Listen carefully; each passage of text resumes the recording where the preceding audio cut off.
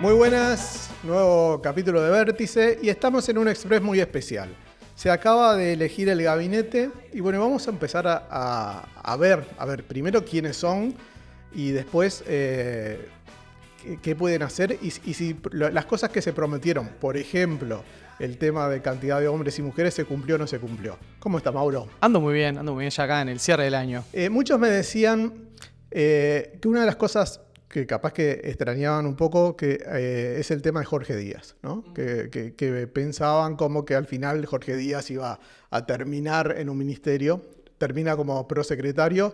Y una de las cosas que quiero que me expliques, porque podría pedirle a ChatGPT, pero digo, ¿para qué voy a pedir si no tengo a Mauro acá? No nos dejes sin trabajo tan rápido la inteligencia artificial. ¿Qué hace el prosecretario? Bueno, está buena la pregunta, está bien arrancar por ahí. Ahí siempre en política se generan mitos, ¿no? Siempre a la gente le gusta esa cosa de imaginarse titiriteros, ¿no? Y imaginarse poderes en las sombras y quién es el que realmente mueve los hilos de esto, de aquello. Yo arrancaría diciendo que en Uruguay tenemos la figura de secretario de presidencia, prosecretario de presidencia. Los secretarios de la presidencia en general han fungido un poco como jefes de gabinete, sobre todo desde el retorno a la democracia para acá. ¿Por qué? Porque hay una cuestión institucional interesante, que es que cualquier ministro está sometido a control parlamentario, ¿no? Los ministros tienen que rendir cuentas, tienen que escribir informes, ir a interpelaciones, pueden ser censurados. Los parlamentarios tienen muchos resortes para controlar a los ministros, ¿no? En general siempre hay hasta parlamentarios de la oposición que se especializan en una cartera, ¿no? El que es de la Comisión de Defensa es el que atomiza al ministro de Defensa, digamos, ¿no? Esa es la idea. Ahora, los secretarios de presidencia no están sujetos a ese control parlamentario. No es una figura que no integra el Consejo de Ministros. Por lo tanto, el secretario de presidencia está un poco blindado, ¿no? Se está un poco por fuera. Y desde el retorno a la democracia para acá, esos secretarios han tenido este rol más como de jefes de gabinete, ¿no? Como primer ministro, le llamaríamos si fuera un sistema parlamentario, o jefe de gabinete, como sería en Argentina, que tienen esa figura. No es como un primus inter pares, funciona. Trabaja mano a mano con el presidente y es el que en general lleva esa cuestión más radial, ¿no? Como los rayos de una bicicleta, ¿no? Está en el medio y va tirando líneas y tiene líneas de trabajo y más transversales con el resto de los ministros. Eso es la figura del secretario de presidencia. Es una cosa que no está escrita en ningún lado, no es que la Constitución dice, para eso es el secretario de presidencia, pero ha funcionado así. Lo mismo con el director de OPP.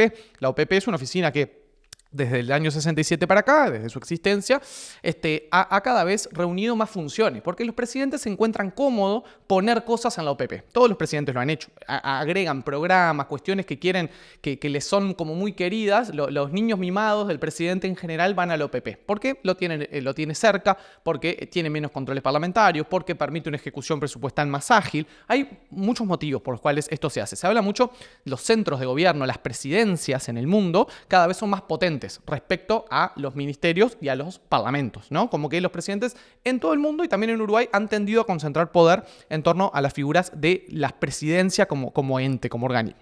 Dicho todo esto, el prosecretario, que es como el segundo, digamos, de la Secretaría de Presidencia, ha tenido siempre un rol mucho más de abogado, digamos. El prosecretario, su trabajo es ser el principal asesor legal del presidente. Básicamente es el que le arma lo que el presidente tiene que firmar, ¿no? El presidente, a la hora de firmar, el que le pone adelante y le dice firma acá, es el prosecretario. Obviamente es un rol recontra importante, ¿no? Es el que se asegura que el presidente no se mande grandes macanas, ¿no? Y es el que lleva adelante la cuestión más operativa a nivel expedientes, notas, cuestiones que el presidente tiene que aprobar, decretos, ¿no? Muchos decretos del Poder Ejecutivo, cosas que quieren hacer los ministros, no las firman los ministros solos, firma el ministro del área y el presidente, o firma el Consejo de Ministros con la firma del presidente, todo. Cuestiones más del derecho administrativo que el prosecretario tiene muy a su cuidado. Por lo tanto, en los últimos años, los prosecretarios de presidencia no han sido figuras tan visibles. Si te pregunto, no te acordás mucho quiénes han sido los prosecretarios. Ferrés fue el de la calle Pou. Ferrés es un abogado muy cercano a la calle Pou. Antes estuvo Miguel Toma, que creo ahora me genera duda si fue secretario. Creo que fue prosecretario. Miguel Toma, un abogado muy conocido, que después, bueno, tuvo las cuestiones que le conocimos de algunos escandaletes ahí, pero que en la época de Tabaré Vázquez era un hombre con mucho poder. Prosecretario. Son figuras un poquito más grises, son más bien abogados, ¿no? Abogados con mucho conocimiento del derecho administrativo y del Estado. Yo lo que pienso es que lo más probable es que Jorge Díaz se esté preparando para ser el futuro ministro de Justicia. Lo que pasa es que el Ministerio de Justicia no está creado. El Ministerio de Justicia todo indica que se va a crear en la ley de presupuesto, ¿no? ¿Por qué todo indica? Bueno, porque es algo que todos los partidos están de acuerdo. Están los programas de todos los partidos. Estuvo durante este periodo, cuando se hicieron los acuerdos en materia de seguridad, interpartidarios, se llegó a ese consenso de que era necesario un Ministerio de Justicia, sobre todo para quitar las cárceles de la órbita del Ministerio del Interior y que pasen a un Ministerio de Justicia como están en la mayoría de los países del mundo.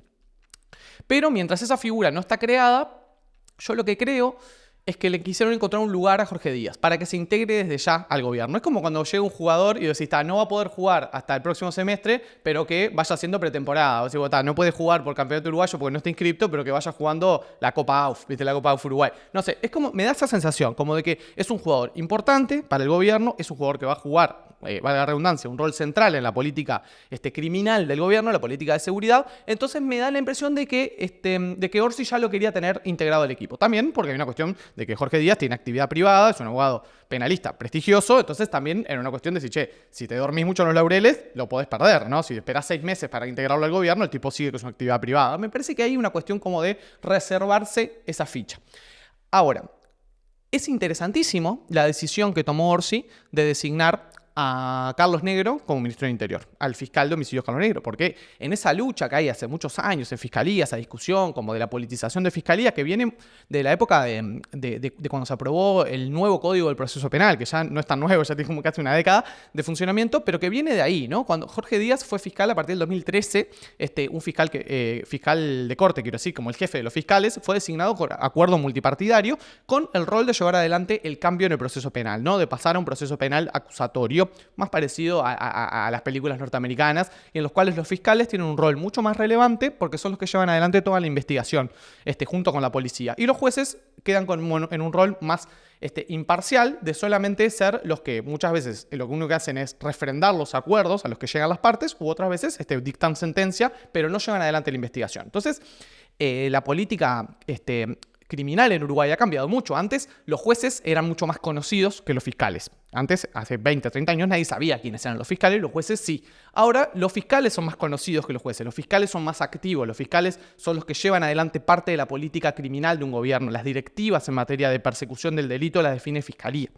Bueno, Jorge Díaz, en esa lucha que tuvo para llevar adelante el nuevo código, que le granjeó grandes enemistades, Gustavo Subía, la fiscal Fossati, los fiscales como más asociados a los partidos tradicionales que lo detestan a Jorge Díaz, él también tuvo otros fiscales que acompañaron ese proceso, entre ellos Carlos Negro.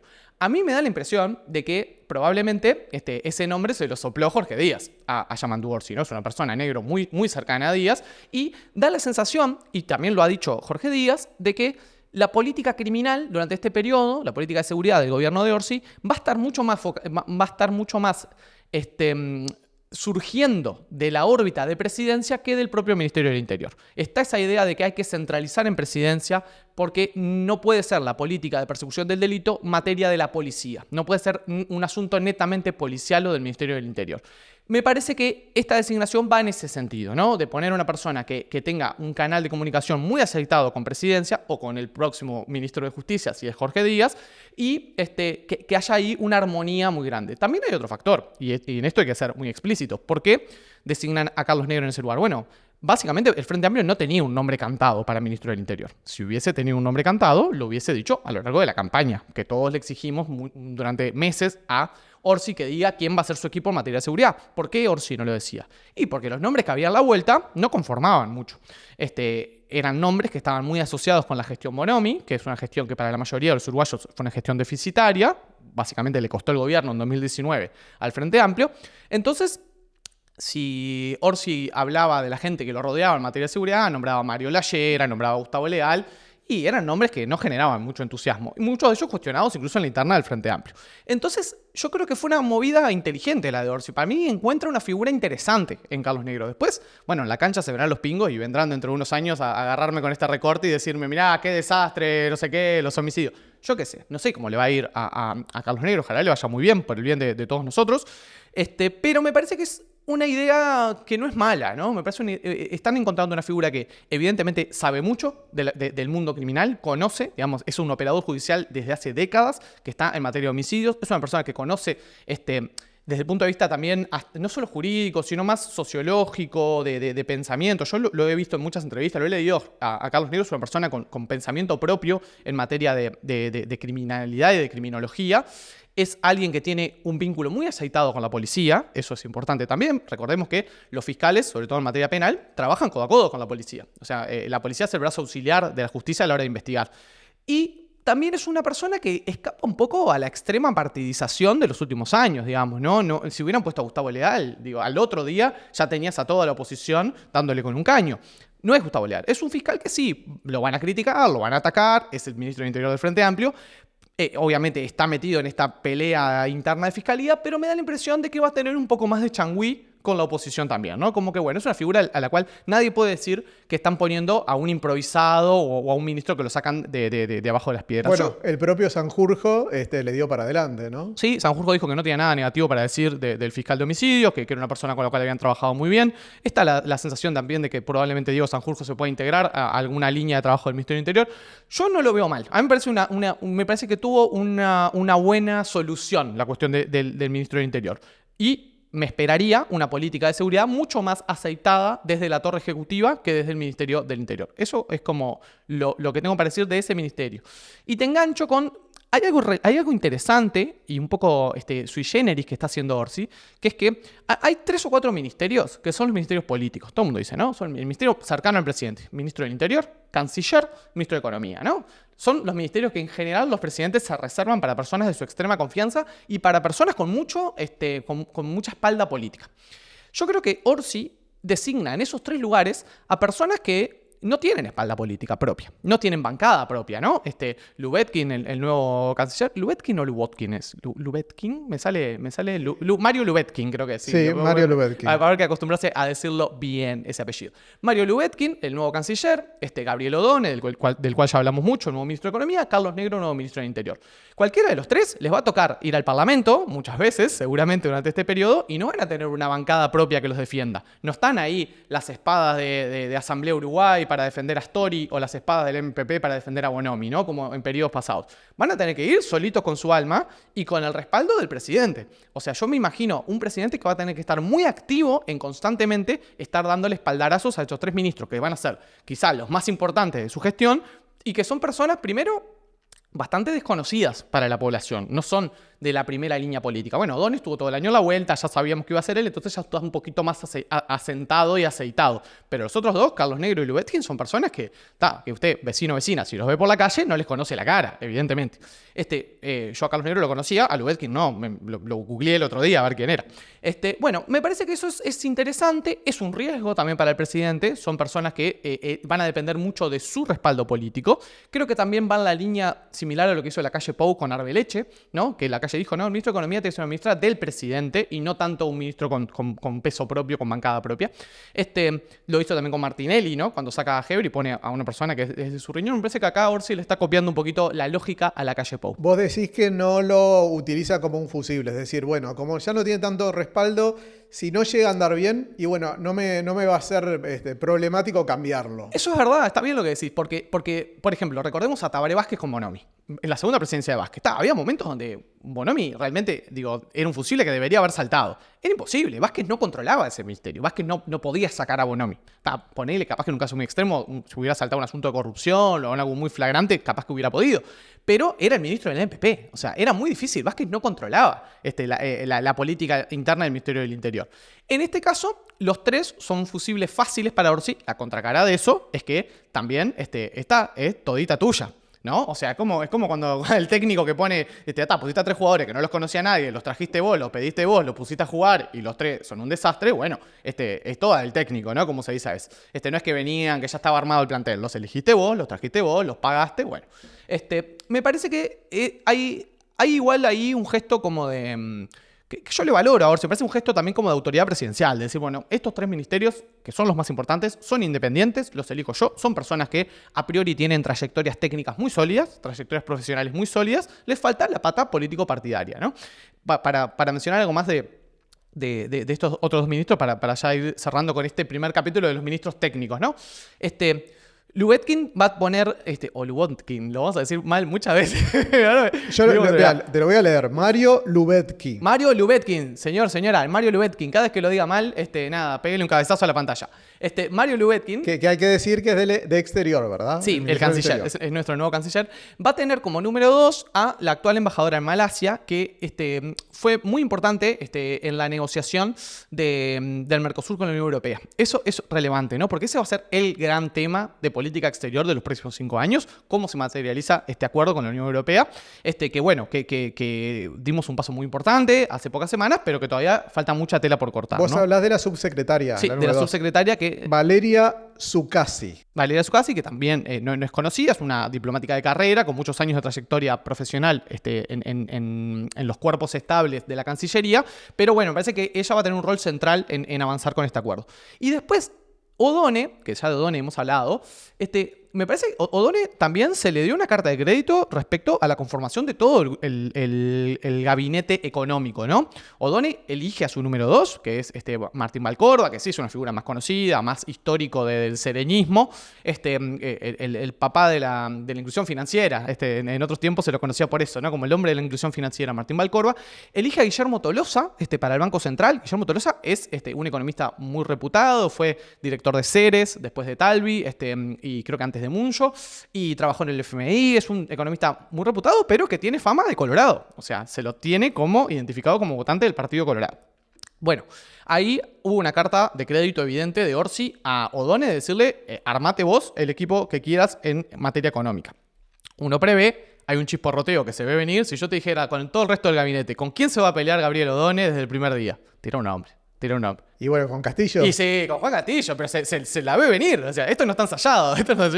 Pero claro, ¿vos te imaginás estas discusiones lo que van a hacer cuando la pauta salarial que Juan Castillo firme de cada consejo de salario, que uno puede presumir que la mayor parte de la firma de Juan Castillo ya más o menos se sabe que van a ir más alineadas con las pretensiones del PIT-CNT que con las de las cámaras empresariales, cuando del otro lado Odone ya está abriendo los ganchos y abriendo el paraguas como buen ministro de Economía, diciendo, ojo que la situación fiscal no es tan auspiciosa como pensábamos, ojo que se vienen años que no va a haber mucha plata para repartir, ojo, bueno, ahí uno ya ve venir una tensión entre un ministro que va a hacer todo lo posible por mejorar el salario real, porque viene de ese mundo sindical, a nadie se le escapa, Juan Castillo, y un ministro de Economía que va a estar parado arriba de los números como perro guardián, ¿no? Entonces, ahí uno ya prevé una primer tensión del gabinete de Orsi. ¿Por qué la elección de Juan Castillo? Y bueno, me parece que varias cosas. Creo que por un lado, los comunistas querían el Ministerio de Trabajo. O sea, hay toda una cuestión. Hay una negociación que es muy álgida con todos los sectores, ¿no? Orsi sabía que, o sabía no, pero Orsi decidió que al menos a todos los sectores que tenían representación en el Senado les tocaba un ministerio. Creo que el único sector que quedó afuera fue la 711, a Felipe Carballo, pero creo que a la 711 le van a dar en alguna empresa pública. Crucemos los dedos para que no sean CAP, señores y señores. Esperemos que no le vuelvan a dar. Por favor, no. lejos de ANCAP esta gente. Pero bueno, algo les van a dar. Pero todos los otros sectores, ligaron un ministerio al menos, ¿no? Los comunistas querían el Ministerio de Trabajo y querían a su secretario general allí, a Juan Castillo. Creo que también Orsi quería hacerle un guiño y pasarle una mano por el lomo al PIT-CNT, ¿no? Porque recordemos que fue un año tenso entre la central sindical y la izquierda moderada del Frente Amplio. La designación de Odone, toda la discusión que tratamos todo el año sobre el tema del plebiscito de la seguridad social. O sea, estaban un poco enfurruñados, ¿no? Desde el mundo sindical con Orsi no había demasiado entusiasmo. Me parece que esto fue un gesto. Es decir, bueno, Ministerio de Trabajo, que es fundamental para la negociación colectiva, ponen a un hombre de la casa, ¿no? A un hombre totalmente identificado con su militancia sindical como Juan Castillo. Creo que ahí hubo un gesto, también fue, me parece, una presión del propio Partido Comunista.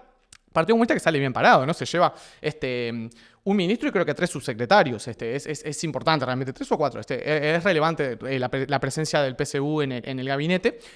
Me parece que tiene que ver con eso. Después hubo otras figuras que también son netamente políticas, ¿no? Juan Castillo, digamos, para mí es el ministro político por excelencia, ¿no? Es como 100% político. Hay algunos otros que también, ¿no? Gonzalo Sibila, secretario del Partido Socialista frente al Mides, que también fue un poco sorprendente. Ortuño, que es hoy el nombre más pesado que tiene la vertiente artiguista frente al Ministerio del Ministerio de Ambiente, y después... Ortuño es el primer afrodescendiente que es ministro aquí en Uruguay. Sí, es algo... Que es algo importante también. Interesantísimo, sí. Y bueno, y después Pablo Meroni, que es una persona muy allegada a Carolina Cose, que ha trabajado muchos años en Antel, luego en la Intendencia con Carolina Cose, que él está en silla de ruedas desde hace muchos años y también va a ser la primera persona así con una discapacidad por lo menos visible, o que todos somos conscientes. Meroni de turismo. Va a ser ministro de Turismo. Bueno, muchos decían que tal vez ahora que vamos a tener justamente un ministro que tiene discapacidad, capaz que también podemos empezar a solucionar un montón de lugares donde no es apto para discapacitados. Sí, ojalá sea una forma de generar un resorte para darle impulso a ese tipo de políticas. Bien. Después, y como te decía también, algunos ministros más políticos, por ejemplo, las ministras del MPP, ¿no? Las ministras del MPP, Sandra Lasso, Lucía Echeverri, que tienen conocimiento en esas carteras, pero que son también netamente políticas. Y después algunos más combinados. Vuelve a repetir con Sandra Lasso una mujer en el Ministerio de Defensa, ¿no? Sí, después de lo que fueron los años de Azucena Berruti. Exacto. El primer gobierno de Tabaré, luego no volvió a suceder. Fue la primera ministra de Defensa de la historia, tenemos la segunda. Tenemos también una primera ministra de Transporte y Obra Pública, mujer, por primera vez, que es Lucía Echeverri. Esos son cosas interesantes para remarcar. Y después tenés algunos ministros que son como más combinados, ¿no? Yo diría como son más tecnopols, son técnicos políticos. Me parece que esos son ministros que tienen como el camino más allanado para hacer una buena gestión, me imagino. O sea, a Maía en el Ministerio de Educación, a Cristina Lustenberg en el Ministerio de Salud. Son políticos, representan a sus sectores, tienen votos propios, pero a la vez tienen como una formación en esa área. Alfredo Frati en el Ministerio de Ganadería. Uno ve como que esos son los ministros que yo a priori diría, estos son los que deberían tener el camino un poquito más allanado. Vamos a ver después si van en coche o no, pero deberían tener como más conocimiento de esa arena de política y a la vez respaldo político. Bueno, hablando un poco, yo te quiero hacer una pregunta. El tema del Ministerio de Educación, que es Ministerio de Educación y Cultura. Uh-huh. La pregunta mía es, al ser la educación una pieza tan importante, ¿hasta dónde lo ponen como en segundo lugar, justamente como está en el nombre, la cultura, o hasta dónde realmente la tratan, ¿no? Que es un tema que a mí me parece bastante importante también. Sí, ni hablar. Igualmente, yo creo que los ministerios de Educación y Cultura han sido más ministerios de cultura que de educación, si vas al caso, ¿no? Porque la educación tiene autonomía. Es un híbrido extraño el que tiene constitucionalmente el Uruguay. Tiene esta definición de cómo maneja su política educativa. Tenemos una ANEP que es autónoma del poder político. La ANEP coordina con el Ministerio de Educación, pero no responde a los lineamientos del Ministerio de Educación. Lo mismo la UDELAR, que tiene una autonomía aún mayor, apenas si coordina algo con el Ministerio de Educación y Cultura.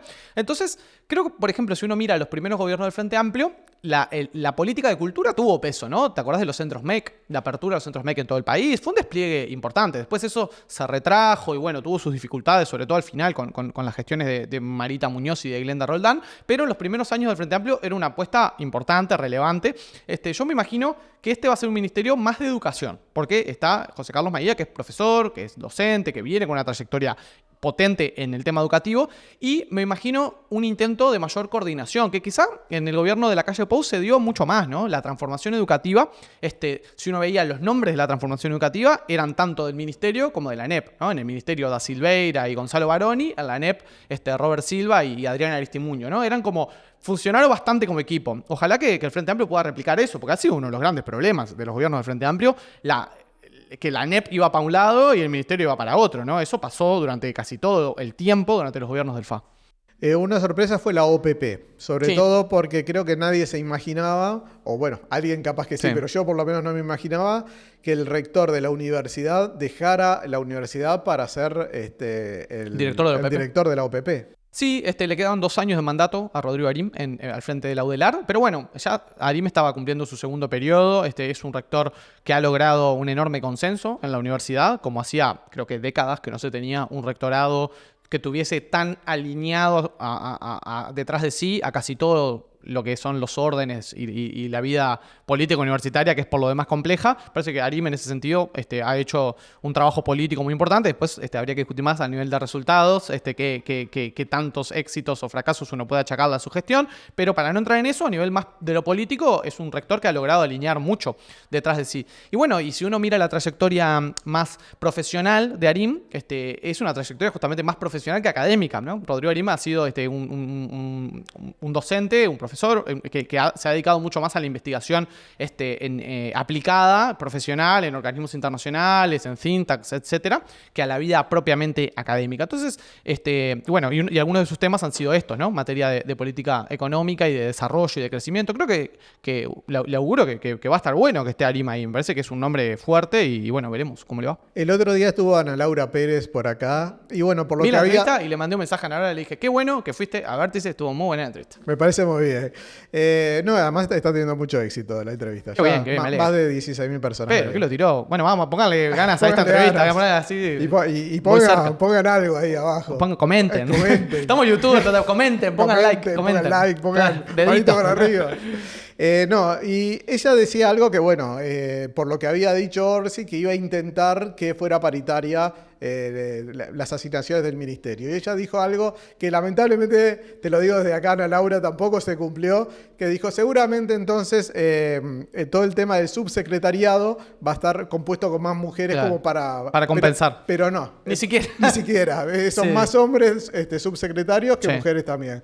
¿Cómo está el tema ese? Bueno, a ver, yo entiendo que muchas militantes, dirigentes feministas están enojadas con Orsi, porque bueno, Orsi fue el que se embretó solo, ¿no? Orsi lo dijo en la campaña, lo de tender un gabinete paritario, está escrito en las bases programáticas del Frente. De todos modos, yo en esto sería cauto en echarle todas las culpas al presidente. Me parece que, como veníamos diciendo al principio, hubo sectores del Frente Amplio que no propusieron mujeres. Ahora, vos no le podés decir al sector, bueno, propóngame un hombre y una mujer. Y sí, yo creo que deberían haber sido más enfáticos. Quizás esa discusión se dio y que Sánchez, que era el encargado de llevar adelante esas conversaciones, las tuvo. Pero bueno, también, si vos le das un ministerio, o sea, un sector que dice, no, nosotros vamos a tener un ministerio solo. Y bueno, fíjate lo de Juan Castillo o lo de Gonzalo Sibila. Es el secretario general del Partido Comunista, el secretario general del Partido Socialista. O sea, son las figuras más fuertes. Quizá la pregunta es por qué quieren poner a su figura de máximo peso en el gabinete. Bueno, es otra discusión. Pero me parece que, por ejemplo, hubo sectores de los cuales uno esperaba que hubiera mujeres. Yo qué sé, yo me imaginé que la lista de Carolina Cose, que es una lista que está muy identificada con la cuestión de género, iba a proponer una ministra. No la propuso un ministro varón. Me figuraba que el Partido Socialista, que tiene en su agenda siempre el tema de género, iba a proponer una ministra. No lo hizo, propuso un varón. El sereñismo, que suele tener también como una cuestión más aceitada en materia de género, propuso ministros varones, también Maía, y bueno, y Lubetkin, que es independiente, pero más cercano a Vergara. Bueno, yo creo que acá las culpas tienen que ser compartidas. Me parece que es un poco mezquino achacarle solo a Orsi. ¿Sabes por qué? Porque aparte, Orsi, si algo controla o tiene más cercanía, es con el MPP, que es su casa. Y el MPP de 5 ministros propuso 4 mujeres. O sea, el que está cumpliendo con la cuota con creces es el MPP. El único que cumple con la cuota, por ponerle un nombre, o más aún, o sea, de 5 ministras propone 4 ministras mujeres. Ahora, ¿lo propone a propósito porque piensa que son las mejores o por decir nadie propuso mujeres, tenemos que equiparar si no quedamos pegados? Y bueno, un poco, probablemente las dos cosas. Yo creo que no, a ver, Sandra Lasso era el nombre cantado para el Ministerio de Defensa, que Lucía Echeverri era cantado que iba a estar también en el gabinete, que Cecilia Cairo es un nombre fuerte del MPP, sobre todo en el oeste montevideano, y que bueno, que era ella para el Mides o para vivienda, iba a ser ella. Digo, me parece que son personas que tienen el recorrido para estar ahí. Quizá el caso de Fernanda Cardona, que es la ministra de Industria, que fue la representante del Frente en UTE durante todo este periodo. Por ahí sí hubo, no sé, era un cargo más técnico, por ahí sí hubo la idea de, reforcemos un poquito acá con otra mujer. Pero me parece que ahí como que Orsi tiene espalda para decir, pará, las mías son todas mujeres, los demás que hicieron, o sea, los demás que me propusieron. Parece que hay que distribuir un poco el enojo, ¿no? Está bueno, sí, reclamarle al presidente, pero también te podés enojar con Cose, te podés enojar con Sibila, te podés enojar con el Partido Comunista, que propuso prácticamente solo varones. O sea, me parece que bueno, que hay un tema ahí, ¿no? Y para cerrar, vos lo mencionaste y me parece que no es un tema que no sea importante, que es el tema de el Senado, ¿no? Porque hablamos de que en el ministerio fueron muchos que fueron electos senadores. Por tanto, el Senado empieza como a desmembrarse un poco y muchos dicen que el Senado es muy importante para arreglar todo el tema de las leyes y todo eso, ¿no? Ni hablar. Quiero decir, ahora entramos con el Senado, quiero decir algo más sobre la representación sectorial en los gabinetes. En Uruguay, históricamente, por lo menos está bastante estudiado, estudian Chasquet y otros colegas, o sea, los gabinetes reflejan la representación parlamentaria de los sectores. Cuando es una coalición, es una representación entre partidos. Cuando es el Frente Amplio, es una representación intrapartidaria de los sectores del FA. Eso se ha dado de manera muy consistente, por lo menos está estudiado desde la época de Gestido, pero se puede, para ser más enfáticos, desde el retorno de la democracia para acá. Los gabinetes reflejan de manera casi perfecta la composición de los senados, ¿no? Porque pensemos que a nivel senado es más fácil de ver que a nivel de Cámara de Diputados, que hay más dispersión, más fragmentación. Este gabinete de Orsi refleja, pero creo que ese índice te da algo así como 0,7, ¿no? No es tan alto. Es uno de los gabinetes menos representativos de la composición del Senado interna del Frente Amplio. Esto es muy importante. ¿Por qué? Porque quiere decir también que Orsi y el MPP se dieron un montón. A ver, si Orsi y el MPP se ponían filosos, podían decir, che, nosotros tenemos 9 senadores de 16. Eso quiere decir que si nos ponemos estrictos con los números, podemos tener 8 ministros. 8 ministros de 14, ¿no? Sería muchísimo, más que la mitad. El MPP no hizo eso. Se quedó con 5 ministerios. Es un montón, ¿no? Es enorme. Pero hubo un trabajo ahí de desproporcionalizar. Y eso creo que lo hace Orsi para también tener equilibrios a la interna. Pero equilibrios ficticios, porque la realidad lo que refleja, o sea, la realidad lo que hubiera marcado es 8 ministros para el MPP. El MPP de esos 8 cede 3. También hay independientes que, bueno, son cercanos al presidente. Pero cede 3 ministerios. Entonces, eso me parece algo a destacar. Y que termina esto que decíamos. Todos los sectores que accedieron a una banca del Senado tienen un ministerio. Estaba en duda eso también. Y bueno, la Amplia tiene un ministerio, el Partido Socialista tiene un ministerio. Bueno, me parece que la vertiente, el abrazo de Cristina Lustberg, creo que es relevante, ¿no? Ahora, sí, yo hoy pensaba estos días eso, ¿no? Me parece que es una jugada arriesgada la que hace el presidente electo, que es como un poco que viste un santo para desvestir otro, ¿no? Es como decir, yo me imaginaba que durante este periodo, dado como está la gobernabilidad en la cual el Frente tiene mayoría en el Senado, pero le faltan 2 diputados en Cámara de Representantes para tener una mayoría absoluta, yo me imaginaba que el peso político del gobierno iba a estar más concentrado en el Parlamento. Y en el Senado, porque más allá de cosas en el Senado tenés la mayoría, lo que vos discutís en el Senado después cascadea para abajo. O sea, se supone que el Senado es la cámara más política, vos podés hacer los grandes acuerdos en el Senado y después en diputados eso se replica. Pero la decisión de Orsi es arriesgada porque dice, bueno, de los 16 senadores electos del Frente Amplio, 8 se van al gabinete. Es muchísimo. Y son los 8 quizás más conocidos, las caras más visibles, ¿no? Contando a Alejandro Pacha Sánchez, ¿no? Son 8 contando al secretario de Presidencia. Entonces, cuando se termine de dirimir el tema de las suplencias, esto y lo otro, los sectores ahora están sacando cuentas de a quién ponen, quién no pone, quién asume la banca, quién no la asume. Nos vamos a encontrar con que de los 16 senadores del Frente Amplio va a haber muchos a los cuales no les conocemos la cara ni la voz, que nunca tuvieron trayectoria en el Senado ni en Cámara de Diputados. Bueno, es arriesgado, ¿no? ¿Por qué? Porque del otro lado tenés los senadores de la oposición, están tan pesados, digamos. La oposición armó una Cámara de Senadores fuerte. Lo comentamos en otros Express. Los 5 senadores del Partido Colorado son todos precandidatos o candidatos presidenciales. Los senadores del Partido Nacional, bueno, está Álvaro Delgado, que acaba de competir por la presidencia. Está Javier García, que fue ministro todo este periodo y lidera el sector más potente del Partido Nacional. O sea, es un Senado que está bien armado, si se quiere. Hay que ver después esa lucha de egos y de a ver quién logra. Yo me imagino que nadie va a poder liderar esa bancada en la oposición. Porque, bueno, lo hemos hablado antes, no tiene sentido tener coalición en la oposición. Pueden visitar el otro Express donde hablamos de eso. Pero me imagino, más allá de esa coordinación que puede tener sus desafíos, es un Senado muy potente. Del lado del Frente Amplio, bueno, te van a quedar algunos senadores, unos cuantos, que no tienen todo ese bagaje, que no tienen esa gimnasia, que no tienen ese ejercicio y van a quedar un poco sosteniendo el palo de la carpa. Bueno, me imagino a Óscar Andrade, que es un senador que ya viene con varios periodos encima, a Constanza Moreira, que vuelve al Senado después de un periodo que estuvo afuera, Silvia Nane, la mujer fuerte de Carolina Cose, que era el nombre cantado para ir al gabinete y decide quedarse en el Senado. Me parece que también en esta cuestión de, que no se vayan todos, ¿no? Después está Cayani, Sebastián Sabini del MPP, que vienen con una trayectoria, son jóvenes, pero con bastante trayectoria parlamentaria. Pero bueno, es como que a mí me da la impresión de que el Senado del Frente Amplio, mano a mano, está más flojo que el Senado de la oposición, ¿no? Bueno, está por entrar Carrero, si siguen así, en cualquier momento entra Carrero. No sé si entrará Narváez, pero Carrero entra. Mario Carrero, La Pata Kramer. Está en el número 11 del MPP. A ver, si ya están como condiciones de asumir. Hay que ver si quieren o no quieren, o qué conversaciones internas hay. Yo no me imagino que tenga en un Senado 16 a a dos artistas, que está bárbaro, ¿no? Que los artistas participen de la vida política, pero bueno, a mí me da la sensación de que el Senado del Frente Amplio va a tener que hacer mucho laburo de rápidamente poder hacer un ramp up rápido, como dicen las empresas, de que hagas una inducción muy, muy veloz a la vida parlamentaria. O van a hacer la plancha porque tienen 17 y tienen mayoría. Yo creo que no, porque aparte vos los necesitas laburando a todos, porque vos, o sea, los 3 o 4 que te nombré, que son como más conocidos, con más trayectoria, no pueden estar en todas las comisiones, no pueden liderar todas las conversaciones, vos pensás que todos los senadores estén involucrados, ¿no?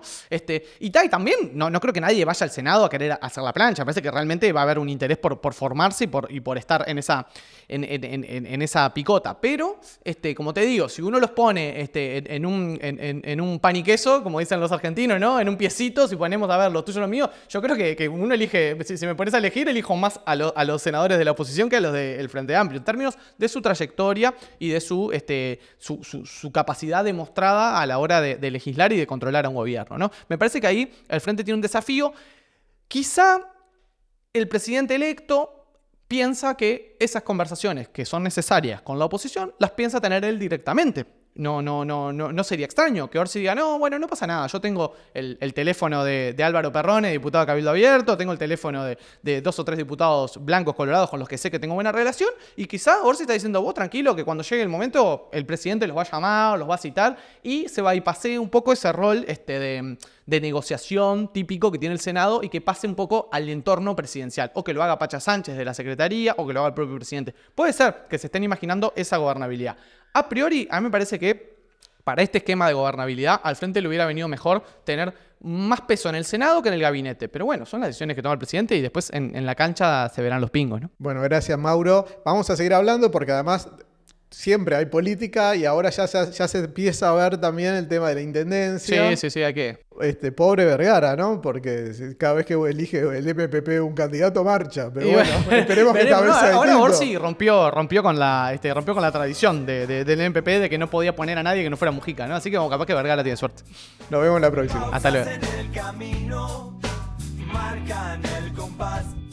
En el silencio que retumba, nuestra esencia sonará, resonando la ciudad.